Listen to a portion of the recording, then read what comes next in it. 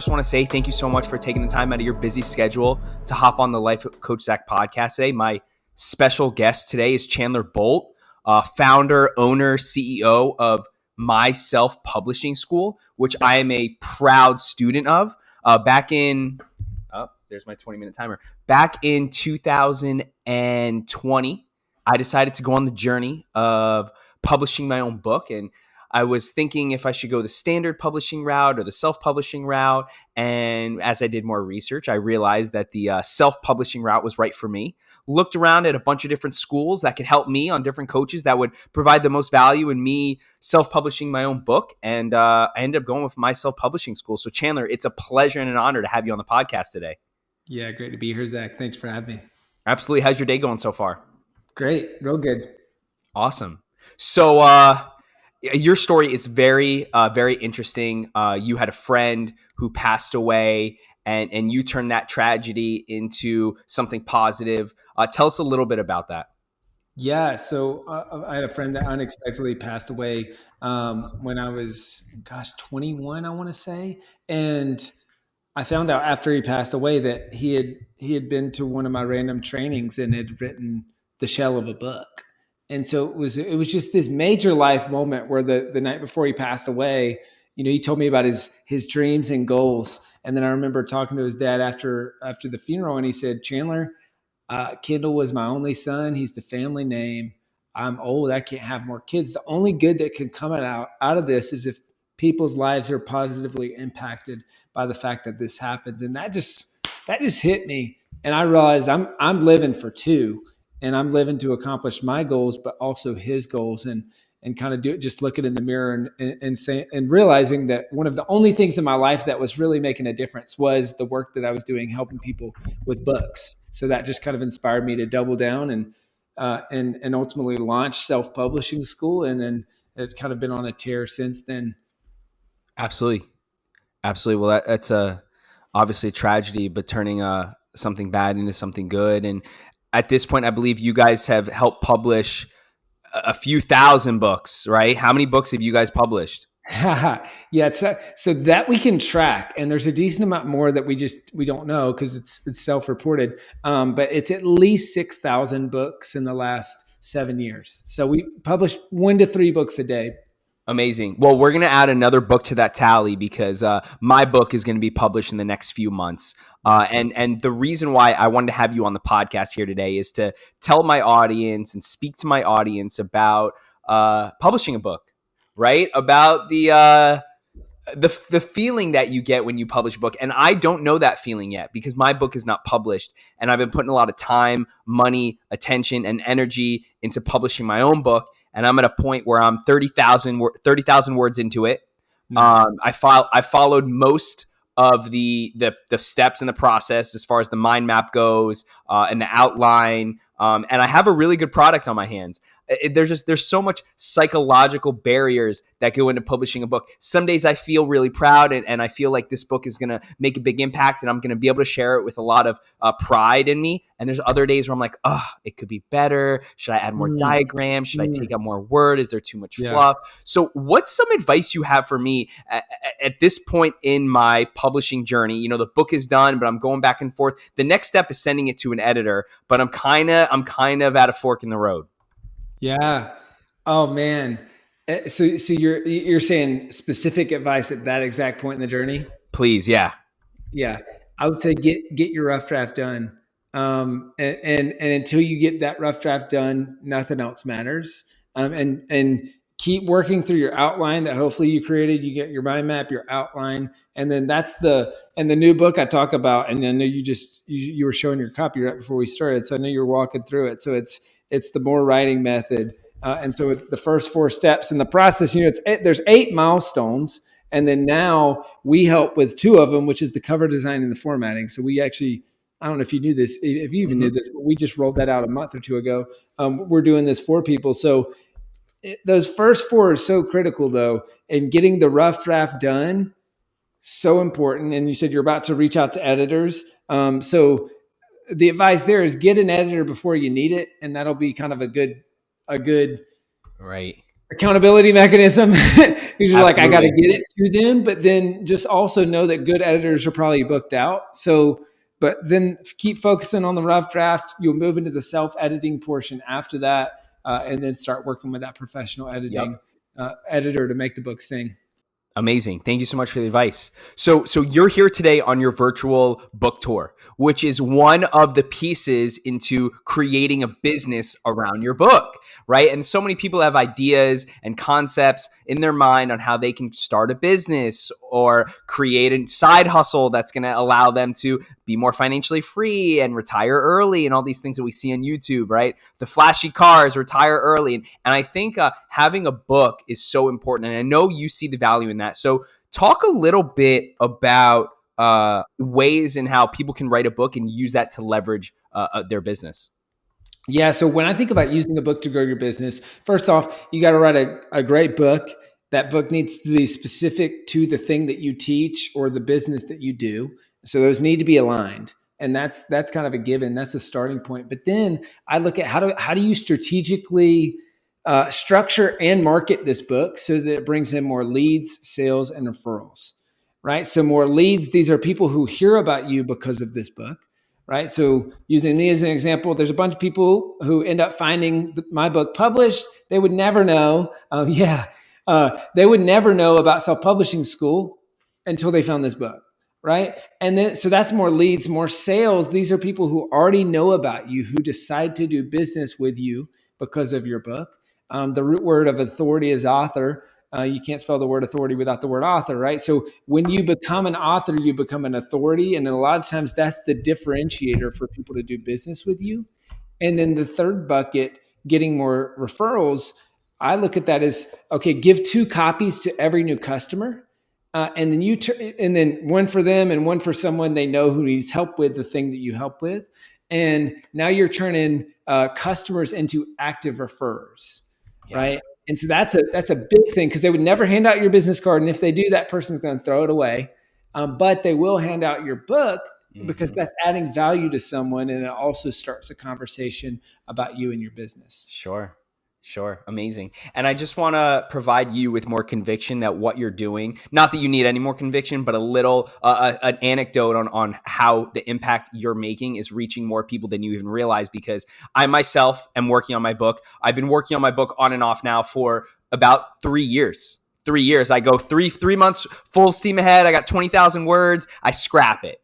You know, I was working with one of the coaches, and we can talk more about that after the podcast, more specifically about my situation. I was working with one of the coaches. It was going well. And I'm like, you know what? No, let me work on this book because I got so many ideas. I got a memoir. I got a personal growth nonfiction. I got a book on consciousness. I got a poem book. I got a fable. I got so many books I want to write, right? But at the end of the day, we got to commit to one and we got to move forward. But long Mm, story short, I'm working with a client of mine who I've helped lose. She's lost over 60 pounds. She's reduced her anxiety medications in half. She's doing really well in life. And because I was telling her about how I was writing a book, she decided to write a book. She decided to write a book, and she has over 50,000 words of a book already ready to go. So, you know, obviously, I've told her a lot about my self-publishing school and all the help and value that you brought to my life along my publishing journey. It's just sometimes, you know, priorities, they change order. And I got to get this book out this year. My mm, only goal, my most important goal is publishing mm, this book this year. And mm, you are such a huge reason why it's going to get done, Chandler, because this book coming in the mail, and you don't even know that you sent it to me. You didn't even know that I had this book, right? You didn't even know I was a student until we got on the podcast today. This book ended up in my mailbox probably about 2 months ago, and I read the whole book. I literally even highlighted it. I marked it up. You know, it's all like messed up and crinkled because it was stuffed in suitcases on a flight to Paris, on a flight to Hawaii. And you're the reason that I started to double down on getting this book done. And even though it's the rough draft is pretty much, and I got to send it to the editor. So I want to thank you so much and let you know that the that's impact awesome. you're making is reaching more people than you realize. That's awesome to hear, man. And even just because sometimes you do stuff like that and your marketing is like, hey, let's send all of our students a book. Like it could be helpful for them, and maybe they'll leave a review, maybe they'll post about it, maybe they'll whatever. But if nothing else, like let's just send it and it'll be helpful. And it's cool to see the other side of that because sometimes you do that and you don't realize the humanness of what you just described of the journey of the 2 months since getting that book in the mail. So that's really cool to hear. I appreciate you sharing Amazing. that. So you talk a lot about the book about how a lot of people want to write a book, but not everyone writes a book. 100% of people have an idea to write the book. Only 20% or less actually write the book. What do you think is the biggest barrier to entry when it comes to self-publishing a book? Yeah, I think there's probably there's a ton of them, but two big ones I'd highlight is one, people just don't get started. And so maybe it's, who am I to write a book? Maybe it's, I don't have time to write a book. Maybe it's, people say how it's on the maybe next year, it's on the maybe someday list. And so they keep thinking about it and dreaming about it, but they never start doing it. And so I think that's the first and big one where most people stop there. And then there's, I would say, the phase you're in right now, which is getting the rough draft done. What we've just seen, obviously helping thousands of people through this process. That's just kind of the line in the sand that once people get there, they start to see the light at the end of the tunnel and they say, oh, this is happening, not, oh, this is probably going to happen, right? It kind of goes from probably going to happen to this is happening. And so that rough draft it's such an important line. And so that's why in our coaching and our curriculum with a lot of our systems, it's just so focused on helping people get their rough draft done, because when people get there, they start to believe. Yeah. How has my self-publishing school changed your life? I know there's a ton of reasons, but what has been the biggest impact and the greatest positive result that starting this company as a successful self-publishing school? How has that made an impact on your life in a positive way? Yeah, I mean, so many. I believe a business is the ultimate vehicle, because you get to change the lives of your customers, you get to change the lives of your employees, and you get to create a profit. That then some of that profit can even be donated into other nonprofits, and so I think it's the ultimate vehicle for good. So it's changed my life in a lot of those ways, seeing the impact on our customers, seeing the impact on our team, and then the profit and Yeah. the nonprofit component. We've built a school, built homes, like all this stuff, and so that's been really cool. But then it's also, I've fallen in love with books, and as a C-level English student and a college dropout with ADHD, I mean, I hated reading, I hated writing, but I've really learned to love both. And I read like crazy, and every now and then I'll write a pretty decent book. And so I mean, that's just, it's been a big thing for me in realizing that, okay, now I'm creating things that long after I'm off this earth, they'll still be here and they'll still be making Right. a difference. Leaving a legacy. That's impeccable. So I have so many questions for you, but I want to think of the most important ones. I got this for you. So who are your top 3 favorite authors? Whoo! Oh man, I would say one of them is Patrick Lencioni. He writes great fables, leadership fables. So story-based nonfiction. I think it's a really hard genre to write in, and do it well. So he's one of them. I would say secondly, is probably, I mean, I do a lot of one-offs. I don't. There's not a bunch of people that I read like a bunch of their books. I would say it's just like a little bit harder in nonfiction, but I'd say Jocko Willink, or Willink, Extreme Ownership is one of the best books I've ever read. And then thirdly, man, who would I go to for third? I might go John Gordon. I think he's got some really great leadership The Energy books. Bus, the Yeah, the Energy Carpenter. Bus, Power of Positive Yeah, Leadership. I actually had him Uh, on the podcast. cool. I had Yeah, him on the he's great, podcast. It was man. great. And back to what you were saying about you were never a reader, you got a C in English and you dropped out of college, ADHD and all that stuff. I was never a reader either. But, there were a couple books that really changed my life and allowed me to double down and gave me the passion and inspiration to read. What was that book for you that really just, it opened up your eyes to the endless Mm. possibilities of knowledge you can learn from reading books? Ooh, man. So it's interesting in multiple ways. So, like, one of the first books was maybe Rich Dad, Poor Dad. And my dad handed me that when I was 16, 17 years old. And so that opened my mind to books. But then fast forward into the future, and I've read a book by a now friend of mine, Hal Elrod, called The Miracle Morning. Oh, just finished it. And that book created the path for me to start reading books, because I created a morning routine based on that book. And then now I read as part of that morning routine. And so that book is actually a reason why I've read probably hundreds of books since then, it's been a big impact there. Amazing. Hal Elrod, one of the best self-publishers ever, correct? Yeah, he sold millions of copies of that book and other books since then. Amazing. For me, I'm a big guy into spirituality. I love, when it comes to fables, Robin Sharma, 5 a.m. Club, Monk Who Sold Us Ferrari. But the one book that really changed my life was A New Earth by Eckhart Tolle.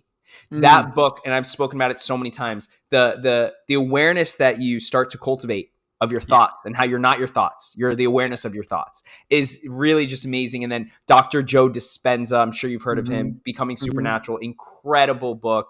But The Compound Effect by Darren Hardy, James Clear, Atomic Habits, Essentialism, Greg McKeown, Effortless, Greg McKeown. Some of these books are just life-changing. Yeah. How someone can go their entire life without reading these books, I feel bad for them. Yeah. Right? So what would you say to someone that doesn't read? What would you say to someone who is listening? That, I get a couple hundred people that listen to this podcast. That's like, I don't want to write a book. What would I write a book about? What would you tell that person? Yeah. I mean, I would say, it's kind of like when I grew up, I was in Scouts as a kid, and we were out camping, and I asked my Scoutmaster, said, "Hey, are there any bears in the woods?" And he said, "Yeah, well, of course there's bears. That's where we're hanging up our food." And I said, well, hold up. What happens if we see a bear? And he said, well, if we see a bear, you don't have to be faster than the bear. You just have to be faster than your friend. And just kind of laughed. And it might be thinking, well, hold up. What does that have to do with the book? And why should I write a book? Well, I always think about it this way: is you don't have to know everything. You just have to know a little bit more than the person that you're teaching. Right. And so often we think, oh, who am I to write a book? What would I even write about? But there's inherent knowledge that we have that we can teach about and that we can write about. And so you don't have to know everything. You just have to know a little bit more than the person that you're teaching. And so write about that thing. Amazing. I love it. Everybody that's listening right now, if you have a slight interest in writing your own book or the process it would require to publish your own book, go out, head to Amazon, get published, The Proven Path from Blank Page to 10,000 Copies Sold by Chandler Bolt in the flesh on the podcast here. You can visit self-publishingschool.com. You could follow Chandler on Instagram, Instagram handle Chandler Bolt, Chandler_Bolt. We've got Self-Publishing School Instagram. I don't have an Instagram. I'm on Facebook. Okay. But I'll do one further, Zach. So this is a surprise to you because I didn't mention this to you. But so you can get the audiobook of that book. I narrate it. It's on Audible as well. But one thing I'd love to do for your listeners is I'd love to give away 50 free physical copies of this book. All right. So a bunch of physical copies. So we created this little URL that'll make that easy. So if you're in the US, you're one of the first 50 people to go to this link. The link is published book, like I published a book. So publishedbook.com/Zach. Okay. Wow. And as you probably know, it's Zach with an H, not a K. So ZACH. If you go to that link, you can grab a copy of the book. If you're international, not in the U.S., no worries. Fill out that same form and we'll give you a digital copy of the book. But if you're in the U.S., we'll print it, pack it, ship it. You don't pay anything. Book's on me. Publishedbook.com/Zach. Chandler Bolt, thank you so much again for taking the time out of your busy schedule to hop on the Life Coach Zach podcast. Say any last words for anything, for anybody around personal growth, self-development, mental health, something like that. Yeah, if you're thinking about writing a book, don't wait. There's never going to be a perfect time. You're going to have to get started before you're ready. So get started now. If this was helpful, grab a copy of the book and start implementing. That's it. Done is better than perfect. Chandler Bolt, thank you so much. Have a great day. Looking forward to talking to you soon. Yes, sir. What's up, guys? Are you looking to work with me as your life coach without spending all the money? Well, I have a perfect product and service for you. The Life Coach Zach app.